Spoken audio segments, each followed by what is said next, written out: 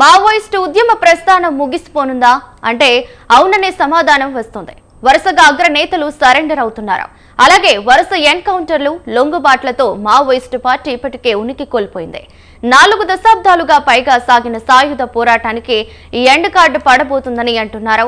Operation కగార్లో వందల మంది మావోయిస్టులు హతమయ్యారు.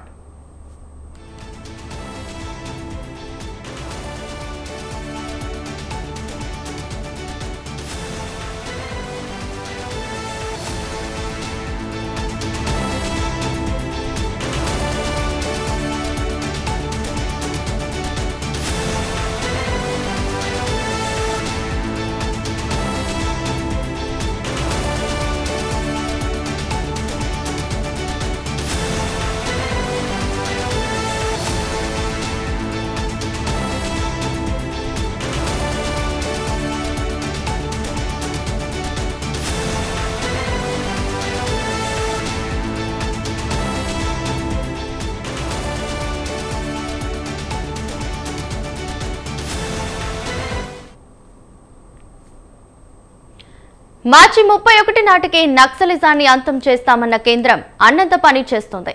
ఇప్పటికే హిడ్మా సహా కీలక మావోయిస్టులను భద్రతా దళాలు ఎన్కౌంటర్ చేశాయి.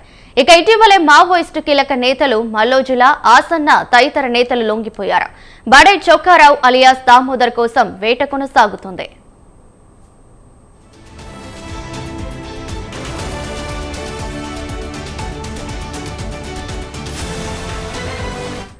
అయితే దీనిపై మరింత సమాచారం మా కరెస్పాండెంట్ సవిన్ లైవ్ లో అందిస్తారు. చెప్పండి సవిన్. ఇప్పటికే ప్రధానంగా మావోయిస్టులు వరుస ఎన్కౌంటర్లతో పాటు వరుస లొంగుబాటుతో మావోయిస్టు ఉద్యమం క్షీణించే దశకు చేరుకుందని పెద్ద ఎత్తున ప్రచారం జరుగుతోంది. ముఖ్యంగా కేంద్ర ప్రభుత్వం ఆపరేషన్ కగార్తో మావోయిస్టులను 2026 మార్చి 31 కల్లా దేశంలో లేకుండా చేస్తాము, మావోయిస్టు రహిత భారతదేశాన్ని నిర్మిస్తామంటూ కేంద్ర హోంశాఖ మంత్రి అమిత్ షా పదే పదే స్పష్టం చేస్తూ వస్తున్నారు.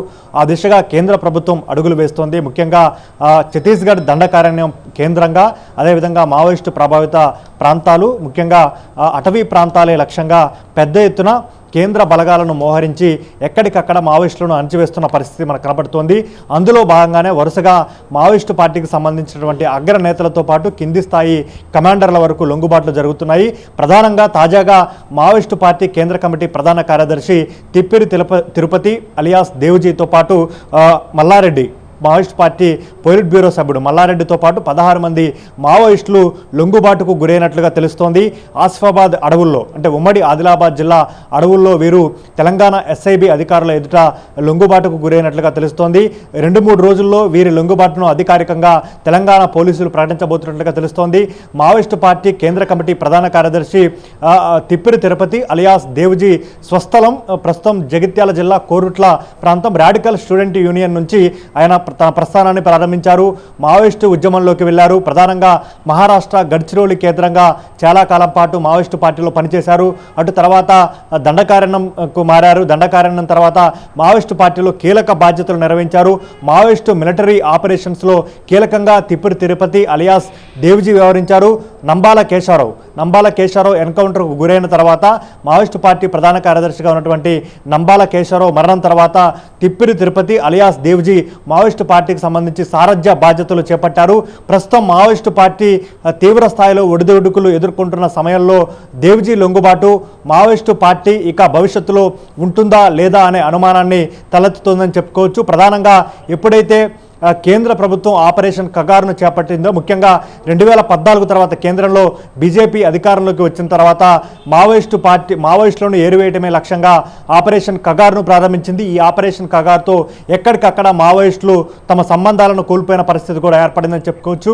ముఖ్యంగా 1967లో పశ్చిమ బెంగాల్ నక్సల్బరీ ప్రాంతంలో కాను సన్యాల్, చారు మజుదార్ వీరిద్దరి నాయకత్వంలో నక్సల్బరీలో నక్సలైట్ ఉద్యమం ఏర్పడింది. ఆ తర్వాత పశ్చిమ బెంగాల్తో పాటు మహారాష్ట్ర, ఉమ్మడి ఆంధ్రప్రదేశ్, ఛత్తీస్గఢ్, జార్ఖండ్, కేరళ, అదేవిధంగా ఒడిశా ఇట్లాంటి రాష్ట్రాలకు మావోయిస్టు ఉద్యమం ఎగబాకింది. దాదాపు 11 రాష్ట్రాల్లో మావోయిస్టు ఉద్యమం ప్రభావితంగా ఉండేది. రాను రాను మావోయిస్టు పార్టీ క్షీణించుకుంటూ వచ్చింది. ఇక మావోయిస్టు పార్టీకి సంబంధించి ఆ తర్వాత నక్సలైట్లు, పీపుల్స్ వార్ గ్రూపు, జనశక్తి ఇట్లా అన్ని సంస్థలు విప్లవ సంఘాలన్నీ కలిసి, నిషేధిత విప్లవ సంఘాలన్నీ కలిసి 2004లో సిపిఐ మావోయిస్టు పార్టీగా ఏర్పడ్డాయి. ఆ తర్వాత గణపతి ఆ పార్టీకి ప్రధాన కార్యదర్శి అయ్యారు.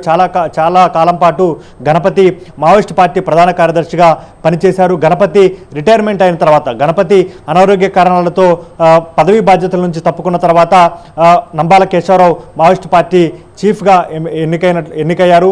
అయితే నంబాల కేశవరావు గతంలో ఎన్కౌంటర్కు గురయ్యారు. ఎన్కౌంటర్ అయిన తర్వాత Tippiri Tirupati alias Devji Maoist party ప్రధాన కార్యదర్శిగా బాధ్యతలు స్వీకరించారు. అయితే కేంద్ర ప్రభుత్వం ఆపరేషన్ కగారు పేరుతోటి కర్రగుట్టల్లో మొదటి దఫా ఆపరేషన్ చేపట్టింది. మరోవైపు మావోయిస్టులు ఎప్పుడైతే ఛత్తీస్గఢ్లో ఉన్నటువంటి దండకారణ్యం ప్రాంతంగా, ఛత్తీస్గఢ్లో ఉన్నటువంటి బీజాపూర్, అదేవిధంగా బీజాపూర్ కేంద్రంగా, దండకారణ్యం కేంద్రంగా మావోయిస్టు పార్టీ షెల్టర్ ఏర్పాటు చేసుకుంది. మావోయిస్టు పార్టీ హెడ్ క్వార్టర్స్గా దండకారణ్యం ప్రాంతాన్ని చెప్తూ వస్తారు. కేంద్ర ప్రభుత్వం ఎప్పుడైతే దండకారణ్యంపై స్పెషల్ ఫోకస్ పెట్టి ఆపరేషన్స్ ప్రారంభించిందో ఆ తర్వాత మావోయిస్టు పార్టీ బలహీనపడుతూ వచ్చిందని చెప్పుకోవచ్చు. ఒక రకంగా మావోయిస్టు పార్టీ దండకారణ్యం కేంద్రంగా జనతన సర్కారు ఛత్తీస్గఢ్లో, ముఖ్యంగా ఛత్తీస్గఢ్ రాష్ట్రంలో అయితే అక్కడ రాష్ట్ర ప్రభుత్వానికి సమాంతరంగా జనతన సర్కార్ అంటే ప్రజాపాలన నడిపిందని చెప్పుకోవచ్చు. ముఖ్యంగా అటవీ ప్రాంతాలు, ముఖ్యంగా ఏజెన్సీ ప్రాంతాల్లో మావోయిస్టులు చెప్పిందే వేదం అన్నట్లుగా అక్కడ నడిచిన పరిస్థితి మనకు ఏర్పడింది.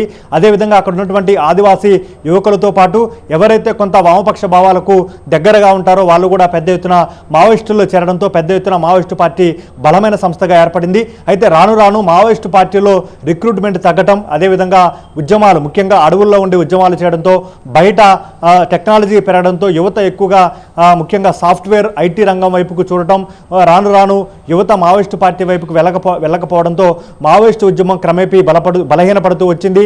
అయితే 2014 తర్వాత పూర్తి స్థాయిలో మావోయిస్టు పార్టీకి పూర్తిగా మావోయిస్టు పార్టీ బలహీనపడడానికి 2014లో కేంద్రంలో బీజేపీ అధికారంలోకి వచ్చిన తర్వాత మావోయిస్టులపై ఉక్కుపాదం మోపారు. తాజాగా మావోయిస్టు పార్టీ ప్రధాన కార్యదర్శి దేవ్జీ అంటే తిప్పిరి తిరుపతి అలియాస్ దేవ్జీ ప్రధాన కార్యదర్శి, మల్లా రాజిరెడ్డి పొలిట్ బ్యూరో మెంబర్, వీరిద్దరితో పాటు మొత్తం 16 మంది లొంగుబాటుకు గురైనట్లుగా తెలుస్తోంది. ఇక మావోయిస్టు పార్టీకి సంబంధించి మల్లా రాజిరెడ్డి అలియాస్ సంగ్రామ్ ప్రస్తుతం మావోయిస్టు పార్టీ కేంద్ర కమిటీ సభ్యుడు, పొలిట్ బ్యూరో సభ్యుడిగా ఉన్నారు.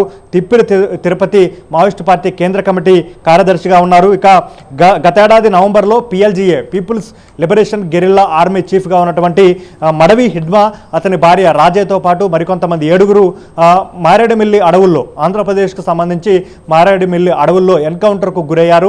అదే సమయంలో విజయవాడలో పెద్ద ఎత్తున మావోయిస్టులను అదుపులోకి తీసుకున్నారు. ఇక హిడ్మా మరణంతో మావోయిస్టు పార్టీ అంతిమ దశకు చేరుకుందనే వార్తలు వచ్చాయి. ముఖ్యంగా చిన్న వయసులోనే మావోయిస్టు పార్టీలోకి వెళ్ళినటువంటి హిడ్మా అంచెలంచెలుగా కేంద్ర కమిటీ స్థాయికి ఎదిగారు.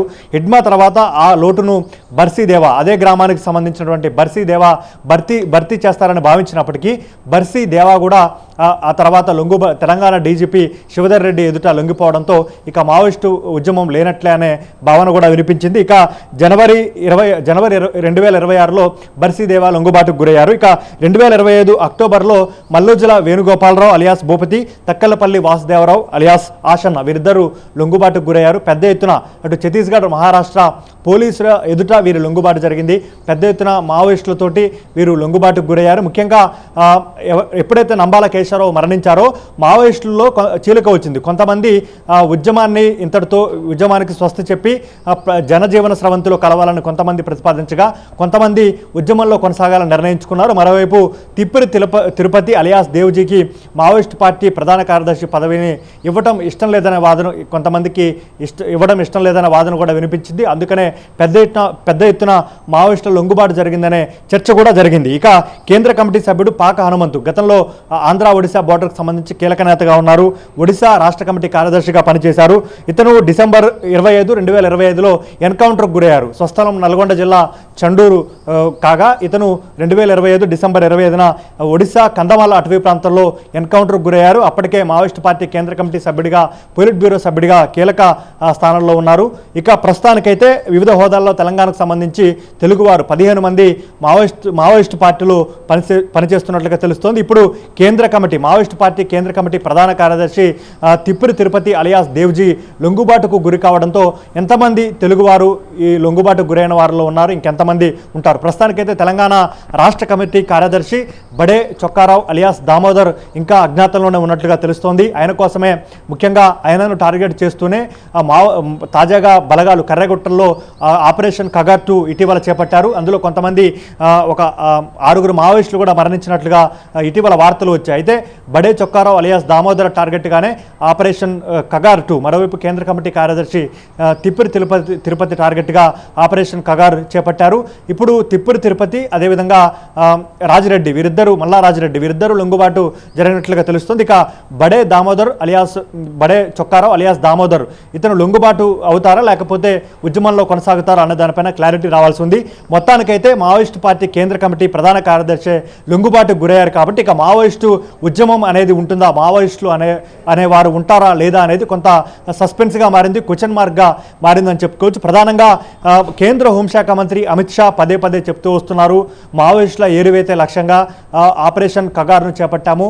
మార్చి 31, 2026 కల్లా దేశంలో మావోయిస్టులు అనేవారే లేకుండా చేస్తామనేది ప్రధానంగా కేంద్ర ప్రభుత్వం పదే చెప్తూ వస్తోంది. ఇదే లక్ష్యంగా పెద్ద ఎత్తున సిఆర్పిఎఫ్ బలగాలతో పాటు ఇతర బలగాలు, డిఆర్జీ బలగాలు, అదేవిధంగా కోబ్రా బెటాలియన్స్ ఇట్లాంటి బలగాలన్నింటినీ మోహరించి అడవుల్లో జల్లెడ పడుతూ పెద్ద ఎత్తున డ్రోన్స్ వినియోగిస్తూ, హెలికాప్టర్స్ వినియోగిస్తూ, అంటే అత్యాధునిక టెక్నాలజీ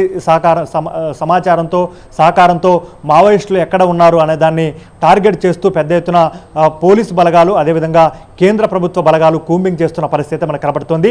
ప్రధానంగా ఛత్తీస్గఢ్, మహారాష్ట్ర అదేవిధంగా ఇతర ప్రాంతాల్లోనైతే ఆంధ్ర ఒడిశా బోర్డర్లో మావోయిస్టులు పోలీసులకు సంబంధించి ఎదురుకాల్పులు చోటు చేసుకుంటున్న పరిస్థితి కనబడుతోంది. ఎన్కౌంటర్లు చేస్తున్నారు. ఎన్కౌంటర్లో మావోయిస్టు అగ్రనేతలు వరుసగా చనిపోతున్నారు. అయితే తెలంగాణ రాష్ట్ర ప్రభుత్వం, తెలంగాణ డీజీపీ శివధర్ రెడ్డి గతంలో తెలంగాణ రాష్ట్ర ప్రభుత్వం ఒక అప్పీల్ చేసింది. ప్రధానంగా మావోయిస్టులు జనజీవన స్రవంతిలో కలవాలనుకునేవారు తెలంగాణ పోలీసులను సంప్రదించాలి, తెలంగాణ పోలీసుల ఎదుట బేషరతుగా లొంగిపోవచ్చంటూ కూడా తెలంగాణ ప్రభుత్వం ఒక అప్పీల్ చేసింది. ఆ అప్పీల్ మేరకే అనేక మంది తెలుగు రాష్ట్రాలకు సంబంధించిన మావోయిస్టులు కావచ్చు, ఇతర రాష్ట్రాలకు సంబంధించిన మావోయిస్టులు తెలంగాణ పోలీసులను ఆశ్రయిస్తూ వారు లొంగిపోవాలనుకుంటే మధ్యవర్తుల ద్వారా లొంగుబాటు గురవుతున్న పరిస్థితి మనకు కనపడుతుంది. ప్రస్తుతం మరోసారి కేంద్ర ప్రభుత్వం మార్చి 31, 2026 టార్గెట్గా ఆపరేషన్ కగార్ 2ను వేగవంతం చేసిన క్రమంలోనే మావోయిస్టు పార్టీ కేంద్ర కమిటీ ప్రధాన కార్యదర్శి తిప్పురి తిరుపతి అలియాస్ దేవ్జీ అదేవిధంగా మల్లా రాజిరెడ్డి పోలిట్ బ్యూరో సభ్యుడితో పాటు 16 మంది లొంగుబాటు గురైనట్లుగా మనకు స్పష్టమైన సమాచారం అందుతుంది. దీనికి సంబంధించి పూర్తి స్థాయిలో వారిని ఎప్పుడు పోలీసులు మీడియా ముందు ప్రవేశపెడతారు, ఎప్పుడు వారిని బయట ప్రపంచానికి వారి లొంగుబాటును తెలియజేస్తారనే దానిపైన క్లారిటీ రావాల్సి ఉంది. ఇక మావోయిస్టు ఉద్యమానికి సంబంధించి గతంలో తెలుగు రాష్ట్రాలకు సంబంధించి చదువుకున్న వారు కూడా అనేక మంది మావోయిస్టు ఉద్యమాల బాట పట్టారు. గణపతి కావచ్చు, అదేవిధంగా అక్కిరాజు హరగోపాల్ అలియాస్ ఆర్కే కావచ్చు, ఇట్లా తెలుగు రాష్ట్రాల్లో కిషన్జీ మల్లోజుల కోటేశ్వరరావు అలియాస్ కిషన్జీ మల్లోజుల వేణుగోపాలరావు సోదరుడే కిషన్జీ వెస్ట్ బెంగాల్ కేంద్రంగా పెద్ద ఎత్తున అక్కడ మావోయిస్టు ఉద్యమాన్ని నడిపించారు.